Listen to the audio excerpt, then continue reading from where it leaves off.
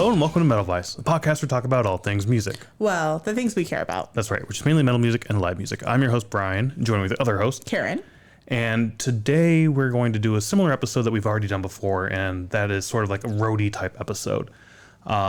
Which was like our third episode, so don't go back and listen to it. I was going to say it was like a super early episode. It was, yeah.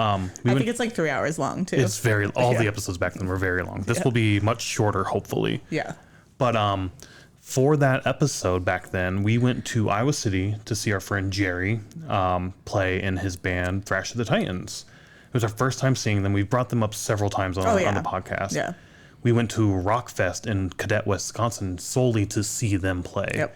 That was like the main factor for us going to that festival that year. Did a whole episode on that too. As well as a vlog that will be coming out sometime. I'm trying to get better at those. I'm trying to get better. No, you're doing better. You're working on them, so.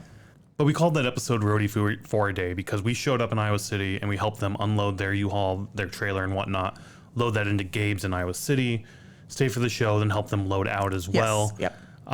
Said goodbye to them. They left at like 2:30 in the morning, drove back to Des Moines, and we stayed in Iowa City and came back to Chicago the next day and whatnot. And that was my first experience being sort of like a roadie type gig, I guess, right? Yeah. I had never helped another band move anything, load in, load out, anything like that. And it was pretty simple. It was basically they loaded up their gear and put it in a pile, and I helped carry that pile down the stairs out to the trailer and vice versa, right? So you were like just the carry person. Basically, more than like, it's not like you were like a stage tech or anything like that. You were just standing there waiting for them to hand you something. Yeah, just lug gear around, basically. Yep. So it was kind of play on words. It was just like, well, roadie for a day. I've never done this. And I even then was like, it's not really, I'm not a roadie. I don't consider myself a roadie by any means. No. I just helped out. It was just sort of like, playing around with the concept of being a roadie and whatnot. But yeah, we've seen Thrash of the Titans play several times before. Love to see them. We try to go to see them at least once a year, if not more than once. Yeah. So they formed a new band, basically the same band members and everything, but they're doing mega ballads this time. So Thrash of the Titans was the big four of thrash metal: Metallica, Slayer, Megadeth, and Anthrax. So they did tributes to all four of those bands in one gig. They have had smaller gigs where they do like one band or two bands, for instance. Yeah, depending on how much time they have, Yep. So this is a little different. They're doing mega ballads, they call it, and they're doing ballads of the 80s, basically. Yeah, like the power ballads of the 80s, yeah. Exactly. So they have like Def Leppard, Bon Jovi, Guns N' Roses, White Snake. Is AC/DC on there? I don't think they played AC/DC. I can't remember their whole set list. I did end up snagging a poster from this show, so we'll put a picture of that up. And they have a bunch of the names up there on there of what they played. And then it says "and more" as well. Actually, let me grab that real quick just for reference. Yeah. But this particular show was their first show as a band live for the Mega Ballad Band, right? Yeah, the 5 members are still the 5 members of Thrash of the Titans, but this is the first time that they played with Mega Ballad and the power ballad songs. The name of Mega Ballad, for sure. Yep. And they played at, what was the venue? Sherwood Forest Event Center. Yeah, it's a wedding venue. Yeah, and I expected it to be out in the woods. It was in like a little strip mall. Because of the Sherwood name. Forest. Yeah.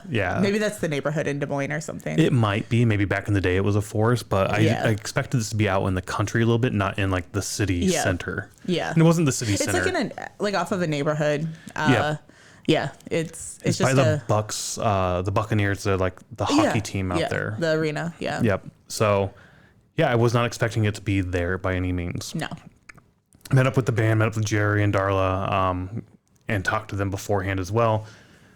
Mega Ballad, again, this is their first time playing it, but Thrash of the Titans has played this venue like 2 or 3 other times prior to this. Yeah, they do like a Thrasher Fest or something Thrasher like that. Ball every year. Thrasher Ball, they've done the last 2 years. Yes, yeah. So, so they've done Thrash of the Titans there, and this is the first time doing the Mega Ballad there. Well, first time doing Mega Ballad, period. But yeah.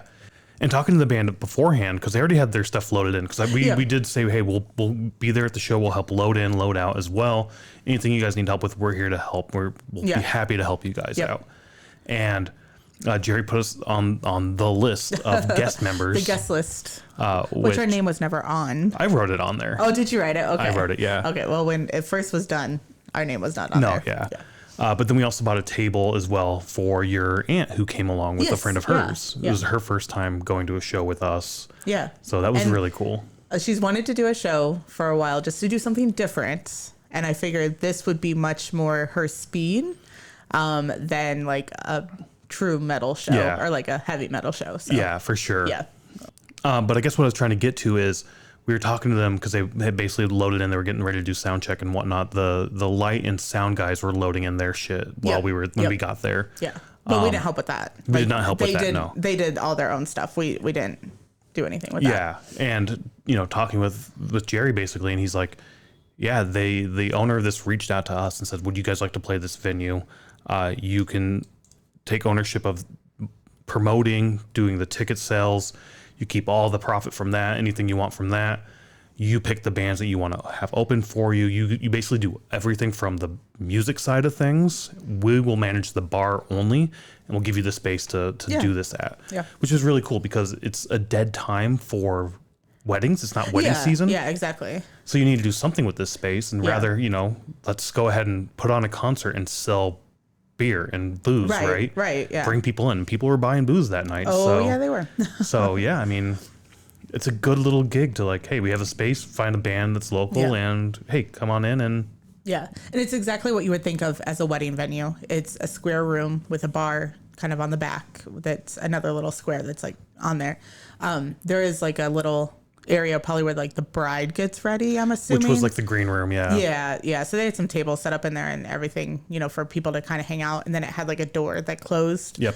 That was like offset where like the patrons weren't back there. There were some roped off areas. The speakers were there as well, making like a little walkway Yeah. between the door for this green room / dressing room area up to the tiny little stage up in the corner. Yeah, that was my next point. Is there were chandeliers for like a wedding? Yeah. That was really cool. And then they did shut those lights off towards the end of the night. But the stage is just like a little platform where I'm assuming like if you have a wedding band, they would play, or Yes. or if you don't have a band Or a DJ or something would be up there, yeah. like if you don't have that, like I'm assuming they would put like the head table maybe there so that Oh, that's a good point. like for Yeah, a reception, yeah. where like the wedding party sits, Yeah. maybe. It might not be big enough for that, but I don't know. I don't know. I could see it for a smaller Yeah. wedding party for sure. But the stage itself was very small for Yeah. the band and all Yeah. their gear.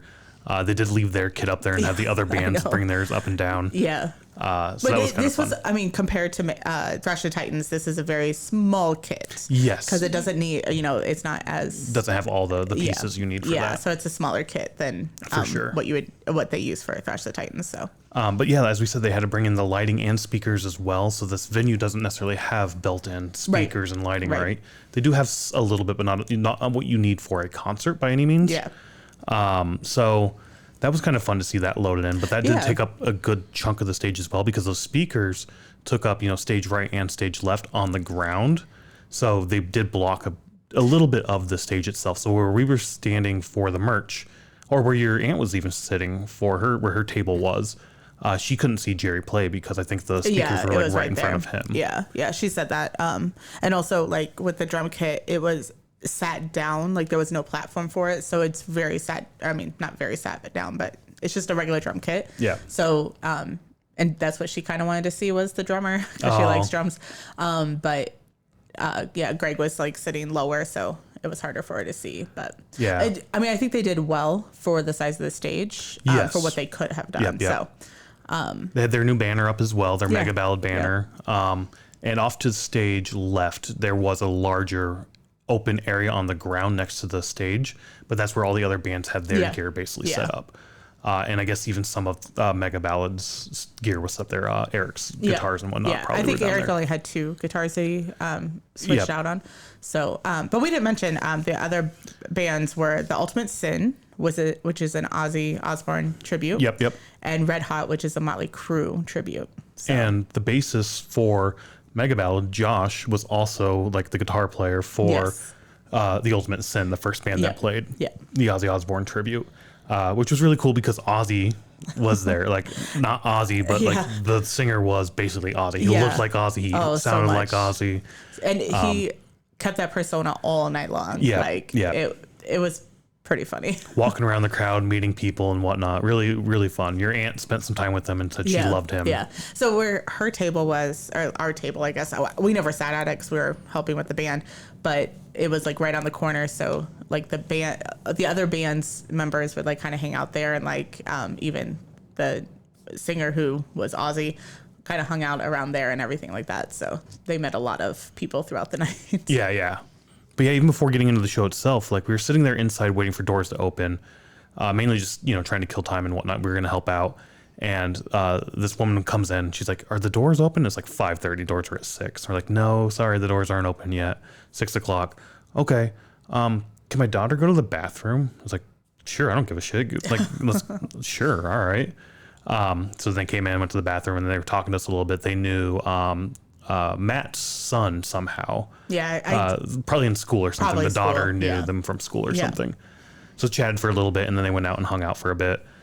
And then a little bit later, about 10 minutes before doors were supposed to open, somebody walks in and they're like, are doors open? And we're like, sure, why not? Let's just move on in. Yeah, it was very informal. And I mean, it's not like a normal venue where you have like a front door staff and everything. So I guess that's part of it is we knew we were going to help. We didn't know what we were helping with. Yeah. And as we were sitting there, I think Eric came up and was kind of saying, at first we're going to need door help and then potentially merch help. And then Jerry had a special job for you, which we'll talk about. Yeah. But so you and I like were never told like you do this. We just kind of filled in to where we saw that we could help, I guess. Yeah, I don't know how to say that. No, I think that's about right. Because I mean, that's when that person came in and said, hey, your door's open. I sort of moved over to that seat to like take tickets and take money for tickets at the door. Yeah, because they did do pre-sale tickets on like it's not, was it Eventbrite? It was Eventbrite. Okay. Yep. So on Eventbrite, and then they also $20 in advance or $25 at the door. Yeah. So they had the Eventbrite ones, and then they also did tickets at 2 local places, which was Rats Underground and Nick's Guitars. I don't know what the second one was. Rats for sure was. I think it's Nick's. Okay. I might have the name wrong, but I think it's Nick's Guitars. I did snag one of these tickets too. It's a physical ticket too. I'll throw a picture really of this cool. up. Yeah. You just go and you buy it from that store probably. And somebody did walk in and hand one of the people working, Eric's wife, the like an envelope full of money, and basically like, here's the tickets we sold. Oh yeah. So yeah. they knew how many tickets they had sold for ahead of time and whatnot. But people turn their tickets in, so I snagged one of those just as a souvenir that's kind as of well. cool. Yeah, I like physical. I mean, obviously we like physical tickets. Nate's Rock Shop. Nate's Rock Shop. Yeah, okay. it's on the poster. Sorry, for some reason I was thinking Nick, but I'm glad that I saw that. So, and then Rats Underground was the other place that they sold tickets. So, and then otherwise at the door. It's at the door. So that's what you kind of started doing, was taking the money. Yeah. Or if they had a physical ticket, you put that in the box so they could count them. Yep. There were a few people who wanted them back, so we put this like little silver check mark on it or squiggle on it. Yeah. So I did that to the one I stole, or not stole, snagged. Just You like asked if you could have this. it. Yeah. I did ask. Yeah. Yeah. But yeah, no, that was not weird necessarily, but I do wish there was somebody who was more assertive in terms of, we need you to do this job. Yeah. Or we have these jobs that need to be done. What would you like to do? Yeah. It We was all more, just kind of filled in. Yeah. Yeah. It was more of a, if you want to help out, just find something to do basically. Yeah. Which that's fine and all, but like I still think it would have been a little smoother if there was more, someone a little more assertive being like, definitely do this. Yeah. And it can be hard with your friends and whatnot coming in to help, like saying, hey, I'm going to come help. Yeah. Like, cool.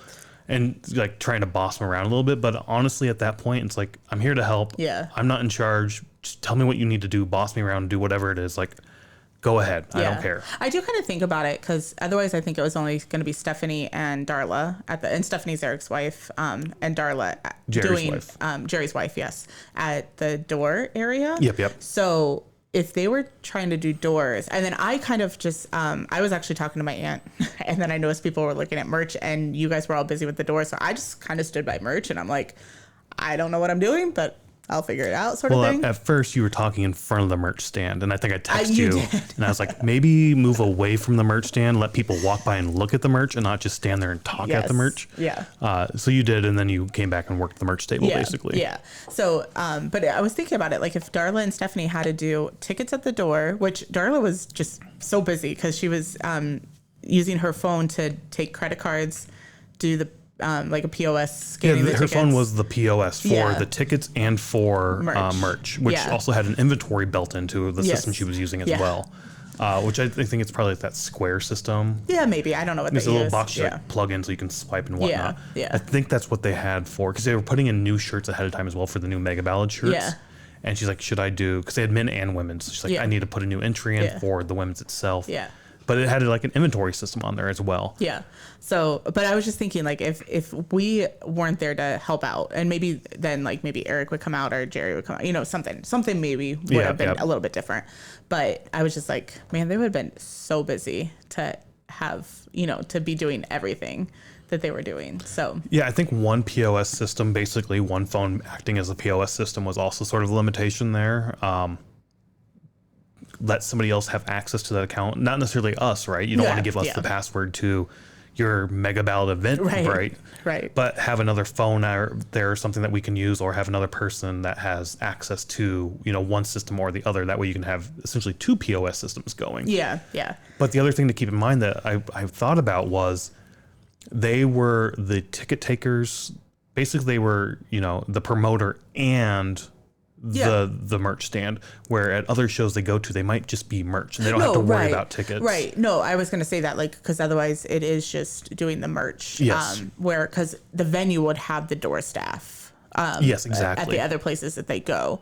So it is just the merch. I'm just saying for this one event. No, yeah. It was a little crazy. No, So, I agree. And it's probably all the events they do there, the way it sounds with how they're sort of structured, with the owner being like, you want to put a concert on, go ahead. We'll manage the bar aspect. Yeah. They also tore down there wasn't any cleanup that the band had to do either. No, yeah. The staff for the bar cleaned up all the shit. Like, they had to tear their gear down and take that out. But yeah. Yeah. No, you're right. Like, the venue, yeah. Like, a kid just came and tore down all the tables and everything, and all the chairs, which is just one more plus that Yeah. the band didn't have to worry about. It's I kind was- of like, you know. During the show, I was curious, like, shit, is the band going to clean So- this up and mop and all that shit? I thought about that too, because when we got married a long time ago, we rented a venue, and it was that, like, we had to we didn't do it, our friends did it for us, but tear down all the tables, all the tablecloths, everything, like. A lot of venues, when you rent those, Yeah. especially like wedding venues, right, are like, you have to make sure you leave it as you found it, basically, right?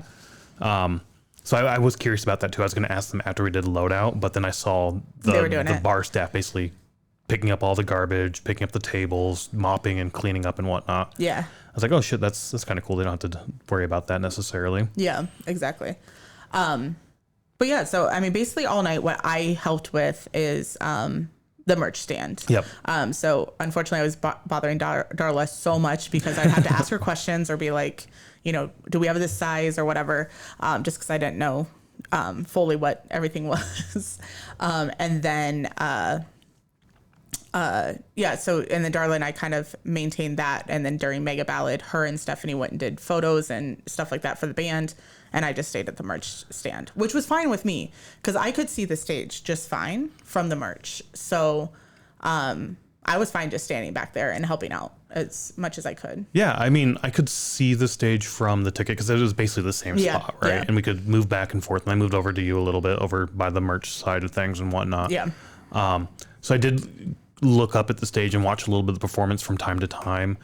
But I honestly didn't spend a whole lot of time looking at the show or paying attention to the show. A lot of it was, taking tickets and taking money from people as they came in. Yeah. Which there was a decent stream of people coming through. Like almost up until like 8:30. Yeah.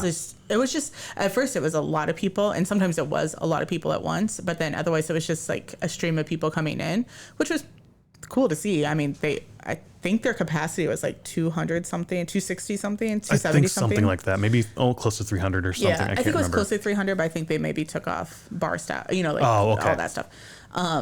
So Stephanie had like a little counter on her phone, and I think they got to like 230. I mean, they got pretty close. I know when I was taking like tickets at the door, like when they were paying for tickets at the door, I was keeping track of like little tallies of how many people came in to understand, because I think there were 123 pre-sale tickets, at least through Eventbrite. On Eventbrite, yeah. I don't know how many there were from The stores. the physical Yeah. tickets at the stores and Yeah. whatnot.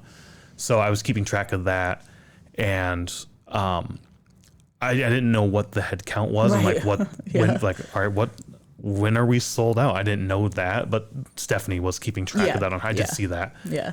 And as soon as it started, like as people started coming in, and I think when the first band went on, The Ultimate Sin, I noticed this cop just walking back and forth all over, like pacing all over the place. And I was like, what the fuck's going on? And at some point I did ask Darla and Stephanie, I was like, what's his deal? What's he doing here? Is he like counting heads to make sure you don't go over capacity and whatnot? And like, oh no, he's always here. Every show we play, he's here. He's he's like the security person we have. And I was like, oh shit, okay, that's cool. But at first I was super nervous about like, fuck. I did too. Like, so I didn't see that he was standing like by the door, and then all of a sudden I just see him walk through, and I thought the same thing. I'm like, shit, is this like a not non-sanctioned thing, but like, is this like a you know, something that they shouldn't be doing? But I was like, there's no way they would put on this event without you know, all that taken care of. So I was like, I think they're fine. Yeah, no, totally agree. But I didn't have a whole lot of time to like focus solely on the show. Yeah. They're describing the venue a little bit better as well. There were, you know, assigned tables in the back that if you bought, there was GA seats, just like at a convention center, like at a wedding, you know, like the little chairs that they put near each other. Yeah, comfy chairs and whatnot, but they're there together. Those are GA. You can just walk and sit there where you want. A little floor up by the stage as well, and then larger round tables with like 8 to 12 seats around those tables. Yeah. Where if you wanted to have just a table reserved, like a reserved table, you can get your name assigned to one of those, but not your own unique table by itself. Right. We got one of the unique tables by themselves, 4 people, you, me, your aunt, and her friend. Yeah. And other people did get theirs, like 2 to 4 people as well. And then a bunch of people just said, I have 2 people, give me a table seat, basically. And you got assigned to a random table and whatnot. Yeah, and all those were sold out before the show even started for the reserved seats. And I saw a lot of people come in and ask if they could, how to get a table. Because at first, obviously, when you're coming in, you see open tables. And so people would come up and ask, and it's like, sorry, they're sold out, sort of thing. That would be one thing I'd like to see sort of improved with shows like this. I don't know if you can do it. Yeah, it'd be hard. Those reserved tables themselves of just being like, find the table with your name on it and go there, which was a little confusing to tell some people. Like one person came up and he said, I bought a table by myself. It's right over here. And we bought an extra seat. Yeah. And like trying to explain to them, like, no, you bought the reserved table, like the high top table. Cool. The other one is going to be at one of these other round tables. Like, I don't think they fully grasp that concept. Yeah. With that table, I went and took a chair from our table and put it at their table. Oh, this was even a different person. Oh, a different person? Oh, okay. Yeah. Okay. Because I was like, in my mind, I was like, we could just stand by our table if we need to. Like, at that point, the concert hadn't started, so I didn't know if we were going to have a chance to sit down or not. We did not, like, the whole night, so. And then, like, other people I just had to, like, say, like, they're like, oh, I just have a random table. I was like, oh, you just have to walk around until you find your name. And even the other tables, you have to walk around and find your name.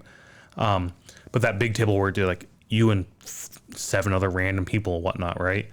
I've been to shows where you buy a table number and then you go to that table number. Like my table number is 4. So if there's a way to do that through the Eventbrite app, and I don't know if there is, to assign table numbers. Yeah, I don't know. And be like, you have bought a seat at table 6. You have bought it. Like, to me, that would just be a little easier for people who come in to find their spot, basically. Other than saying, just walk around till you find your table with your name on it. I don't know how to make that I don't know either. Well, I mean, if you're at a venue, and I'm not saying that this is that type of venue, but if you're at a venue that has like a host or a staff, then, it might be a little bit easier because then you could say like, oh, my name is this. And then you look on the chart and then you say, oh, your table is here. Obviously, this isn't that type of venue or that type of show. People. Yeah, no, sure. Like an usher type person. That's not a bad idea. Yeah, but I was thinking more like the rave when you buy a box, you select what box you want to buy and whatnot. Yeah. Again, I don't know how you set that up through the Eventbrite app. Yeah, I don't know if you could, but I mean, I guess you could. One of us could have drawn out where the tables were and helped people. But we didn't have enough people to do that. No. So. But that was just one thing I noticed. Like, all right, if you can improve something, this would be an area to look into to possibly improve the experience overall. Yeah. I don't think when they do the thrash shows there, I don't think they have so many tables. This was a different Well, I think Eric said that. Did he? That Okay. they didn't. Okay. This was a different experience just because the crowd, or I mean, the music's a little bit different. The crowd's a little bit different than Yeah. at like the thrash shows. Yeah, I'd also say get rid of the chairs as well, that GA chair seating.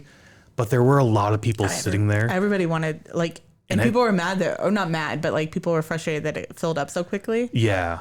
But I mean, it's kind of one of those like first come first serve things. So And I can't they remember. could have split it though. They could have put some on both sides, I think. Yeah, and I think I heard Eric sort of joking with Greg ahead of time, like, "Oh man, I'm glad we have those seats. Those reserve seats are OGA seats because the type of crowd we're going to pull in they're going to need those seats."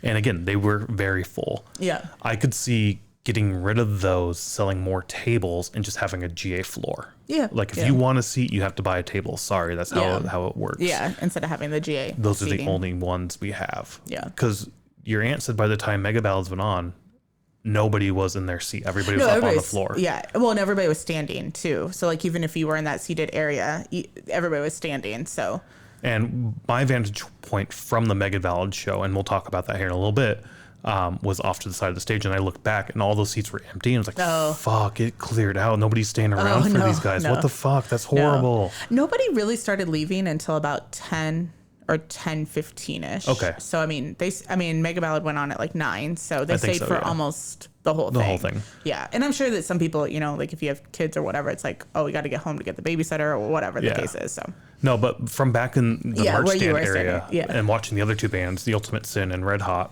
yeah. it was packed. Yeah. Yeah. Like even the floor looked packed, everything looked packed. And then on Mega Ballads up from, on stage right, looking back, I'm like, fuck, You thought everybody left? where the fuck is everybody? Yeah. Yeah. So I was There looking was a back lot at the of- seats. There was a lot of people over by the bar too, but you probably couldn't see that from where you were. No, yeah. A lot of people stood in that open area by the bar during Mega Ballad. So.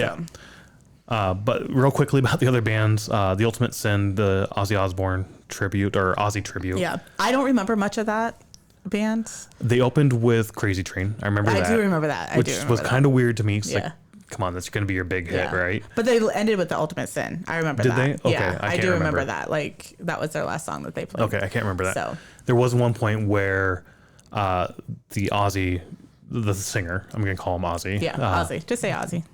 Was like, we did some Randy Rhoads. We did some Sabbath. I guess it's time we got to do some Zakk Wylde, hey? Yeah. And then they played a Zakk Wylde track, Yeah. which was really cool. And the crowd went, wild Wild. for that. Yeah. The crowd cheered for that. It was Yeah. really cool. Yeah. They were really good. I didn't pay attention much to it, but I remember really enjoying them playing. I enjoyed them a lot as well. I'm not the biggest Ozzy fan. I know, I've yeah. said that a lot, mainly because it got overplayed on the radio. But of Ozzy or, Red Hot the Motley Crue tribute, I probably would have picked Ozzy as well, Yeah, right? Like yeah. that would be what I'd gravitate towards more. So getting into Red Hot, they all came out looking like, They did, yeah. the 80s Motley Crue Yeah. and whatnot, which was really cool. It was, yeah, like with wigs and everything Yeah. like that. Yeah. Yeah. I thought their banter on the stage, the little bit I caught and paid attention to, was really good. Their sound was fine. I didn't see anything wrong with the sound. Again, I'm not the biggest Motley Yeah. Crue fan. I'm like not even that big of a Motley Crue fan. They were my first concert I went to because my friends were going Turns out that was Jerry's first concert too. as well. Right? Yeah, that was really cool. I didn't realize that. I until he completely said forgot about that. Yeah. I thought it was just Jake and Kyle, but no, I forgot Jerry was there as Yeah. well. Yeah. Which is really cool. But yeah, between Red Hot and The Ultimate Sin, I preferred The Ultimate Sin. Oh, yeah, me personally. too. Yeah. And we were talking about that afterwards, and maybe that's because Josh was in both bands, and that gave him a break to. But not why we preferred it, but why they were first. Yes. Yeah. You kind of didn't transition Oh, that sorry, correctly or in a good way. But we preferred the Ultimate Sin more, and we would have liked to hear more of that. And we had that a lot with openers where Yeah. we're like, oh, we would prefer this opener to play longer than the second opener or whatever. But yeah, I think you might be right where, Yeah. having Josh play in both, it's like, oh, give a little bit Maybe of to break. give him a little break. I don't know if that's what it was about at Yeah, all by don't any know. means. Yeah. It seemed like they both had roughly the same set time. Yeah. I don't know. I wasn't paying close enough attention. Your aunt said she preferred Ozzy as well. Yeah, but she said it because she knows more Ozzy songs than she does Motley Crue songs. Yes, I think she's a bigger fan of Ozzy than so Motley Crue. The reason why she likes Ozzy is she watched like when him and his son did like the camping or the camper show. I don't know anything about that. I don't know what it's called, but it was like they were on the road in the camper, and that's when she started following Ozzy. Yeah. Okay. Yeah. We're just giving her little tidbits to get her into metal music. So yeah, I guess let's get into Megaballad a little bit. The one we were there for. I didn't pay a whole lot of attention during this show because I had a special job to do. Apparently, you did. We were going up there, and we had said, "Hey, we're going to help you load in, load out." Yeah. You saw Eric post on their Facebook page or something saying very briefly, because I think once I commented, he took it down, but he basically said like, "Hey, we're looking for people to help at the show, and."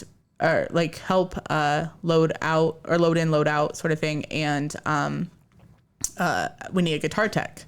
So I made the comment. I was like, well, we'll be there to help. But you don't want us as a guitar tech. Like that's not our, we can't do that sort of thing. So I had fully anticipated being there to help load in, load out. Yeah. We didn't realize that they were doing load in the day before. So that's the thing. We got there and they basically had load in done by that point. They were just setting up Greg's drum kit, and that's really it before doing sound check.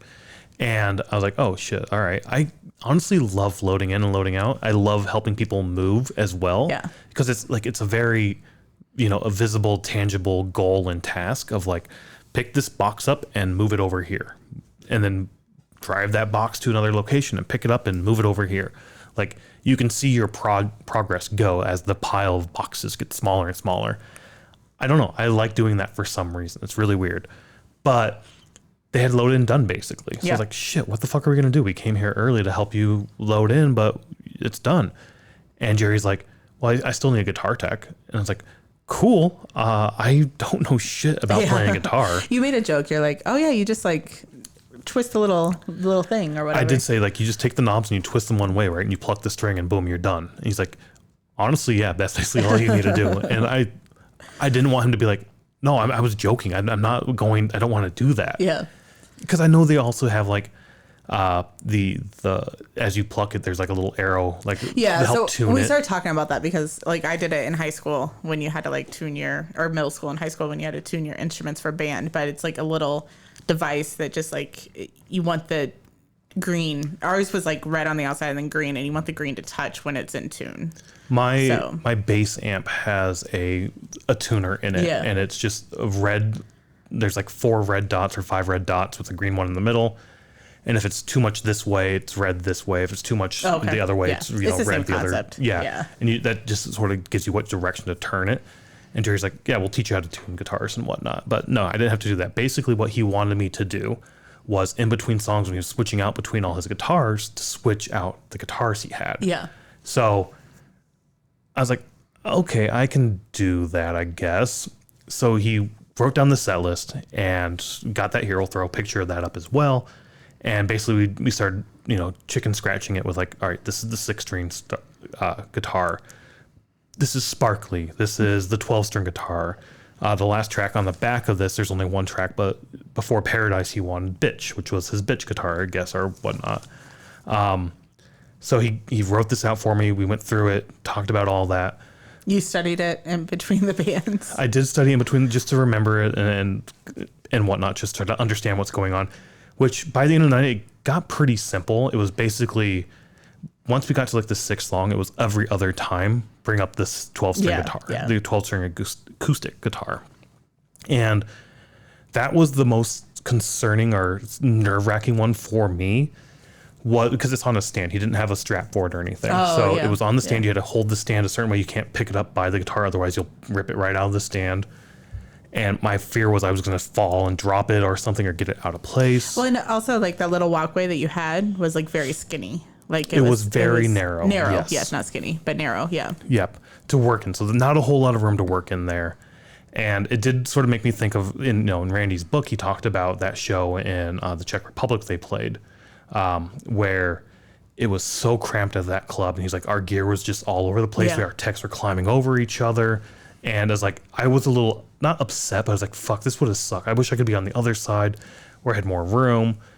But, like on Eric's side? Yeah. Yeah. But then I was like, you know what? No, like actual guitar techs and roadies have a lot less room sometimes to work with. Yeah. And I guess this is a little bit of an experience. So And they're doing everything. They're tuning them. They're getting them ready. They're Right. everything. So it did give me some, much more appreciation for what those guitar techs do. And we've seen shows like the show we just saw a couple nights ago, Whitechapel. There's a lot of room off to those sides. So sometimes they have a lot of room. Sometimes they have very little room to work with. So it all depends on the venue and the size and everything exactly. like that. So I was like, I can't bitch too much about this. Like, Yeah, whatever. it was a cool. I mean, a different experience. I don't know if it was cool or not, but It was different for sure. It was definitely nerve wracking going up because I was afraid I was gonna fuck something up. I was afraid I was gonna drop a guitar. I was afraid I was gonna rip a string out or something like that. And I know, like these are solidly built instruments for the most part. You can throw them around, you can drop them. It's not gonna damage them too much or at all, really. But at the same time, I didn't want to drop them. I didn't want to break them. They're not yours. That's one thing, is they're not yours. They're Jerry's. But also, like, you don't want to fuck up where, like, it becomes noticeable for the show. Exactly. Because then if I fuck up, it's on the band a little bit. Yeah. Like the crowd's not... they're disorganized. Yeah, like, the crowd's not going to think about me fucking up. It's going to be Jerry fucked up, right? Yeah, Or the yeah. band fucked up, not this random ass motherfucker over here on the side of the stage that they'll never see again. Yeah. Yeah. And the thing is, all these people that came to the show, it felt like knew the band, Oh, had yeah, been yeah. seeing Thrash the Titans Yeah. for a while. Yeah. Because every time somebody came through the door, they knew Darla, they knew Stephanie. Stephanie. They knew somebody in the band. They were always around hugging people, shaking hands, saying hi to people. And yeah, I don't know. It's kind of cool to see that. We talked about that as well, at that first show at Gabe's in Iowa City. Oh, where yeah. The whole community. all the bands knew each Yeah. other. There were bands from Des Moines that drove all the way to Iowa City to see Thrash the Titans play, and vice versa. Like Jerry's going to these guys' shows as well. Like they're all there to support each other and help each other out, which is really, really cool to see. But yeah, that was very nervousing with the 12-string carrying that up and down. By the end of the night, I started to think about all right, how could I have done better? What could I have done differently? When I put the guitar up there, I could have plugged the amp in. Jerry didn't necessarily have to do that. I probably could have done helped that. him out. Yeah. I saw the pedal he had that he was turning it on and off with. I could have done that. There's one point the amp cord or the cable between the amp and the guitar for the acoustic was a little loose on the stage, and I saw him get his foot tangled in it a couple times. So I could have moved that. I didn't want to run up on stage and grab it and pull it back real quick. I didn't want that to distract him or anybody else in the band. But other than that, I kind of understood what my job was and my goal was. Because, I've been going to shows and I've been watching the text. Because I do like watching the text. I do like watching the show as it gets constructed and torn down. I love watching the roadies tear down stages. So I do pay a lot of attention during that aspect of the show. I don't know. I enjoy that. So I kind of knew what to do in terms of handing guitars because I've seen it done at a million other shows, right? Where you have one hand free and you have the guitar in the other one. Oh, yeah, to swap out. You take the guitar from the player first, then you hand them their guitar because that way they have their hands free to put everything over their shoulders, put the strap on, all that kind of stuff. I've seen some guitar techs that even put it on them. I've seen that too, right? But I don't know how you do that with only two hands. I was trying to think of that. I think they don't have a guitar that they're swapping out. Yeah, I don't know. I don't know how that works. Yeah, I don't know. Or there's one person who comes and takes the two guitars and then I don't know. Yeah, I don't know. I thought about that too during this set. Sometimes they put that on. I'm not fucking doing that. I'm not that good yet. So if you're one time doing it. Yeah, we'll see if this ever happens again. Jerry's gonna be like, no, give me somebody else. Right. But I do want to keep an eye out for that as well because I have seen that too. Yeah. I've also seen them take it off the strap, but that's typically again at the end of the night where. You don't have something they're exchanging. Yeah, all right, now I'm free. I can go say hi to the fans. They'll hand them a cup of picks or some shit to throw out and whatnot there. Mm-hmm. Yeah. So. But what was your experience watching the show from the side of the stage? I wasn't paying attention to the show. Okay. It was counting the number of songs. They finished this one. Now I need this. Now, yeah. Yeah, because it was, all right, 2 songs. Then we go to the 6-string acoustic. I take Sparkly down from Jerry and give him the 6-string acoustic. And so I'm counting the songs. All right. And then I do know some of the songs. So I'm trying. There were a couple moments where I was like, okay, the song's about to end. But I think I was cutting it a little too short. It's like, oh shit, no, there's a whole nother minute of the song left. Yeah. So I'm standing there holding a guitar, waiting for like. Oh, the so song. you were trying to be prepared, and it wasn't quite at the end. Yeah. Because I wanted to make this as smooth as possible. Yeah. There was a part, I can't remember when it was exactly. It was very, very early on, and maybe after the first song, where Matt was having issues with something. Yeah. And Yo-Yo, their lighting tech, effects tech guy, Yeah. came over to work on his pack a little bit. Yeah. I think it had to do with his earpieces. I think so. It was picking up weird. And I think that they kind of realized that they had it on the wrong frequency or something like that. Yeah. Which, again, Eric came out and started vamping a little bit, which is really good. We've seen that happen before where some bands don't vamp at all and they just sort of like it's just silent. Yeah, which is really sort of weird. That little technical issue went on for a little bit of time. Eric vamped the best he could, but toward the end there was just sort of a dead spot, and at that point Josh just starts playing the guitar or the bass a little bit. And as soon as he starts like playing a couple notes on the bass, then Matt's like, all right, let's go. Let's get this done. And do you know what? Maybe for you, like, because you were really close to the stage, you like saw all that happening. Me being in the back of the venue, I didn't notice. I mean, I knew that he was having some issues, but I mean, it didn't seem that long, if that makes sense. Okay. Yeah. Maybe for me, I was just over, anxious and whatnot. Yeah. Like being like, I need the next song. Or, like the next song should be playing so I can do my next job. You're fucking up my job here. Let's get this going, guys. Fucking up my job. Yeah. No, I didn't really notice. I knew he had issues, but I never really noticed a huge thing on it. So. Okay. Yeah. No, that's interesting. Cause for me, for sure, it did feel like it went on for a long time, as well as like having Yo-Yo come over in that little cramped space well, where I now have the 12-string guitar taking up the room as well, trying to like maneuver in between me and everything. Oh, so he came over to your side? Yes. Oh, okay. I thought it would be on like Eric's side where there's more room. And I think Josh also had a photographer who was there, a friend of his, come in and do some photos. Yeah. And we were chatting a little bit during the set as well, during that first song, before I had to go and like change guitars. And we were chatting a little bit, and it was really hard to hear him. And I was really hoping to run into him after the show and chat with him more, because he seemed really cool. Yeah. But I think he bounced and whatnot. Yeah, I don't know when he actually left.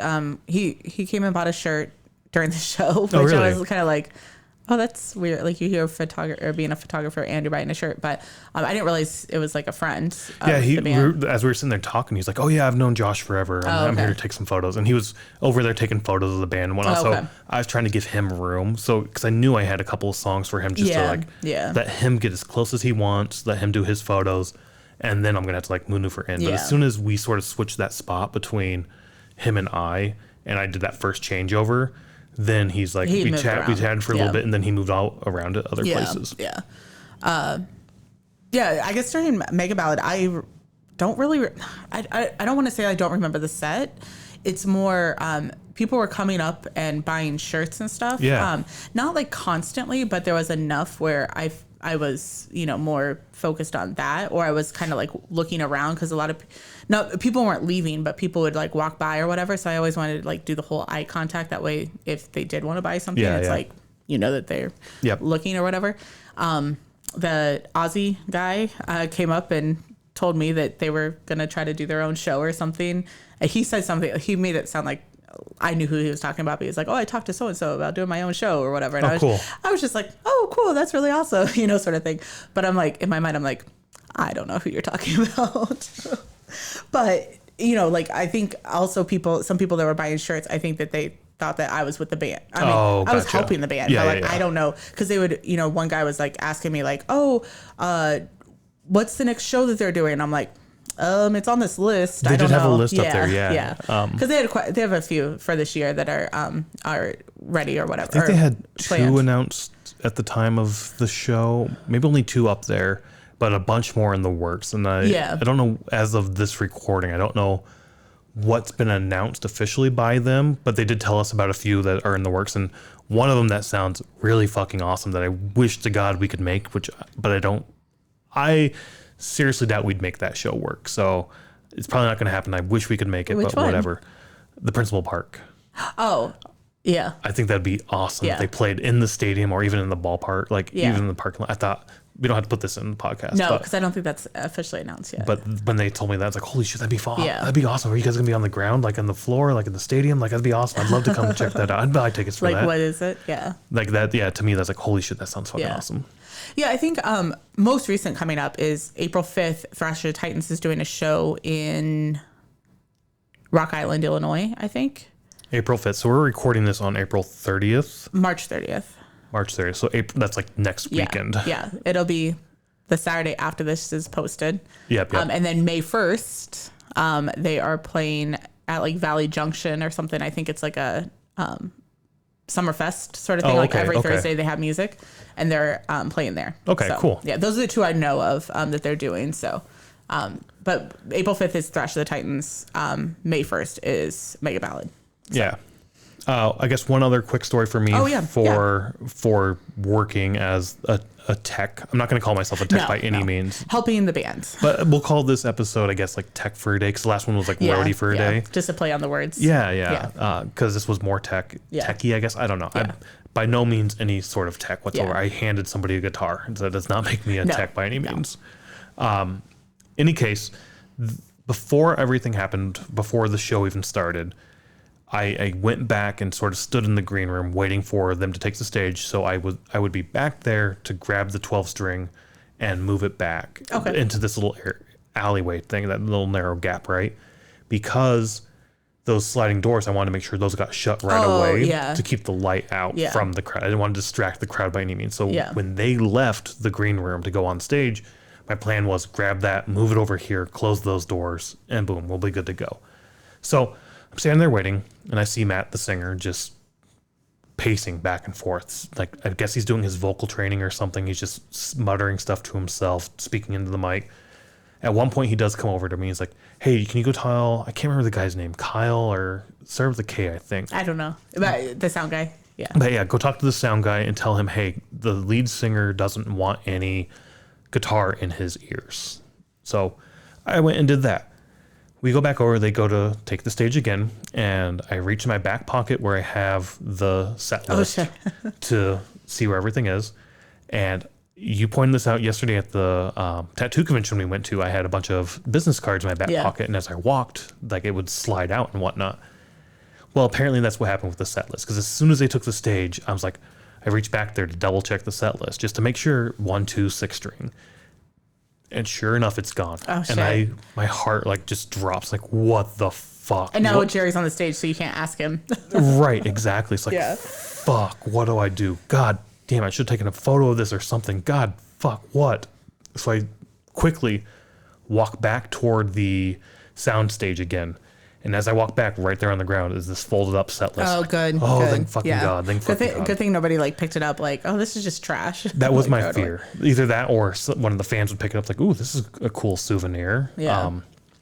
I was so fucking nervous. I was scared shitless. Like, fuck.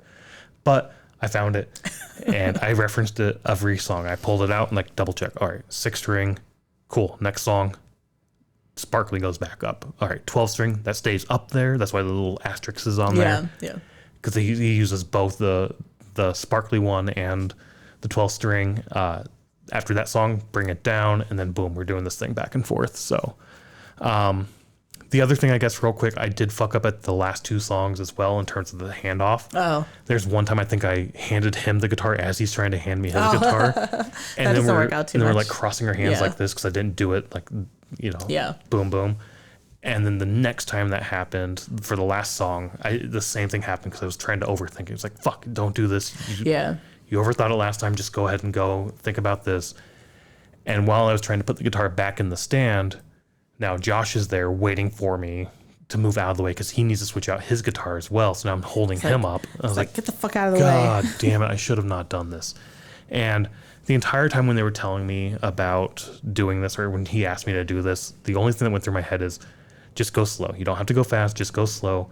Because I mean, I think that's what like pit crews do. They teach them, like people in pit crews, like they're super fucking fast at changing tires, but they tell them just go slow because slow is fast. There's like a whole mantra around like, if you go slow, you will go fast. Something along those lines. Because otherwise I think your brain's overthinking it too much. And then it's like, just, you know what to do. You do step 1, 2, 3. Yep. Don't, try to be like, 1 3 2, like sort of thing. So just don't do the overthink steps. it. Just go very slow, and the muscle That's memory will easy kick to tell in. you, Yeah. right? So I don't know. I mean, I didn't see anything. I mean, obviously, like I wasn't really close to the stage, but I mean, it wasn't like they had to wait a long time for you to hand them the guitar. It really seemed like it was going smooth. I was definitely trying. The 12 string scared me the most. The last time we switched out the 12 string, I was trying to get all right, let's get this out of this narrow gap way. Let's move that back into that green room area. Cool. The walls they had in between that green room and the crowd, they were on wheels. They had moved. And originally we had the 12 string there, and I was like, this wall's moved. This crowd might move this. I don't want them to bump into this. So I moved it closer. Good thing I did, because that wall did end up moving. Oh, did it? Oh, shit. But I was trying to get through because Darla was back there as well. So I was like trying to maneuver around people as well. So I was trying to push the wall back, but it hit a spot in the ground and the wall started to tip into the crowd. Oh my God, Brian. But I didn't see any of that. But I did grab it and pull it back before it fell into the crowd. I was like, that scared me, because I was like, fuck, not only am I going to hurt somebody, but I'm going to ruin their first set, because I crushed a bunch of motherfuckers. But luckily it did not fall. The wall did not move, so it was still in that cockeyed sort of position. I just sort of maneuvered around and got that 12 string out of the way. Yeah. But that could have been bad. I didn't know that all happened. Yeah, that was also not the greatest moment. You're not going to be asked back to be a guitar tech anytime soon. It was a fun experience. It really was. Yeah. It was extremely nerve-wracking at first, but I don't know, it was a fun experience. We stayed around. We helped to load out as well. Yeah, load out seemed to go really smoothly. So I noticed this time, because they're at home, they don't share like a trailer to move stuff in between gigs. The other 2 times I guess 3 times, but at Rockfest we didn't really help them. Or did you help them at Rockfest? I didn't think so. But yeah, they had to rent a trailer and a van or what, like to get everybody there. And so since they're in their hometown, they just had everybody's vehicles. So. Yeah, you basically load your own shit out, and you can leave as soon as you're done. Yep. So like Josh was out right away. Yeah. But he was also sick. Yeah, Josh wasn't feeling well. So, but yeah, it's just funny because I think their last show Jerry wasn't feeling good. So it was like every other show apparently somebody in the band is sick. Hopefully it's never, or like it's over. Like they don't have to deal with that anymore. After the show, another like highlight for me is that woman and her daughter from the early on in the night who had to go to the bathroom and were wanting, when doors were open. We're walking around trying to find all the band members. They're like, do you know where Jerry is? And I was like, yeah, I know where Jerry is. Let me go grab him for you real quick. And it's like, cool, because my daughter has a set list she wants him to sign. It's like, oh, shit, yeah, I'll find Jerry for you. Here, let's go find him. So got her in contact with Jerry. He signed the set list. And then I think she wanted Josh. I think Josh was next. And Jerry went to the green room to see if he was back there. And then he ends up running to another member of the band. He's sitting there chatting for a little bit. And the mother and daughter, and I think the father, were sitting there, and you can look right into the green room. You can see Jerry just sitting there chatting. And I think he's got caught up, with the other band. And they're sitting there, and they're waiting. And I'm like, you looking for somebody else? And they're like, yeah, we need Josh, the bassist. And it's like, oh, I actually just looked. He's outside smoking real quick. And the mom's like, oh, cool. We have to go outside of the parking lot anyway to go home. So let's go get that. And the daughter's like, no, Mom, no. And as I'm walking away, I kind of hear the father say, she wanted to get a photo with them. And Mom's like, oh, cool. Well, let me just go grab Jerry real quick. And he starts to walk to the green room. And the daughter's like, no, you can't go back there. And the mom's like, it's fine. It's all going to be fine. And it would have been fine, right? Yeah, it's not like one of those venues where it's like nobody passes But I see this young girl and her mom. And it's like, you're embarrassing, Mom. And she like turns around and starts stomping away.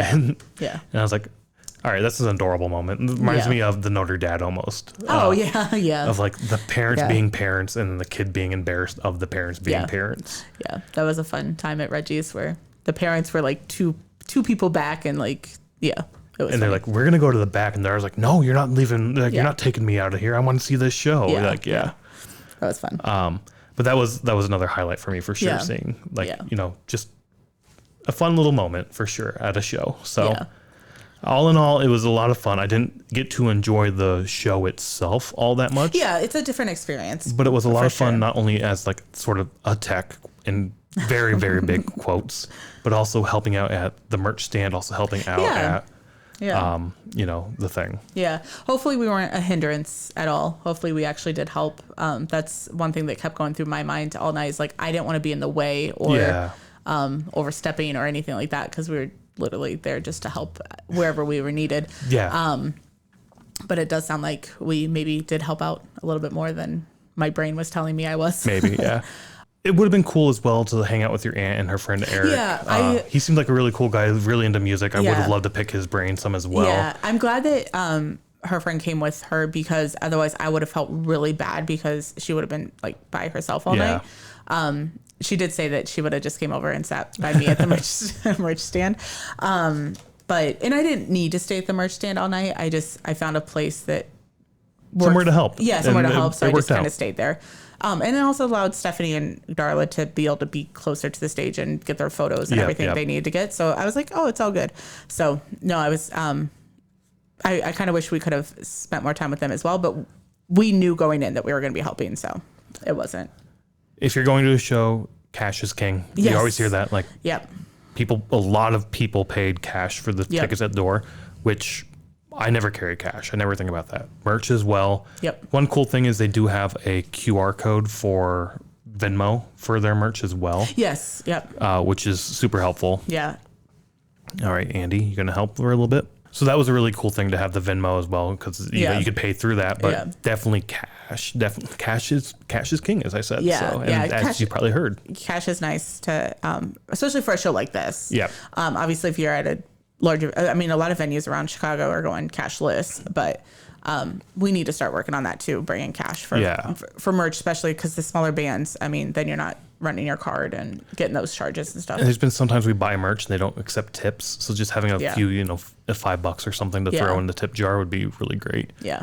Also, like if you're not in a band and know people who are in a band, just check them out. See if they need help. Ask if they need Yeah. help. It was a lot of fun to help. I'm glad we helped out.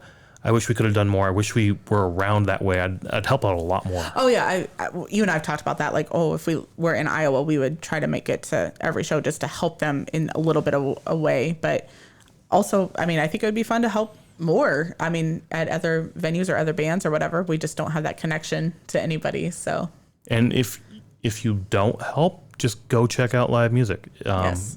It might be awesome. It might not. But you know what? It's an experience. You're out there with other people experiencing life and listening to some music and having a lot of fun, hopefully. So go check out music, and hopefully we'll catch you at the next show. bye.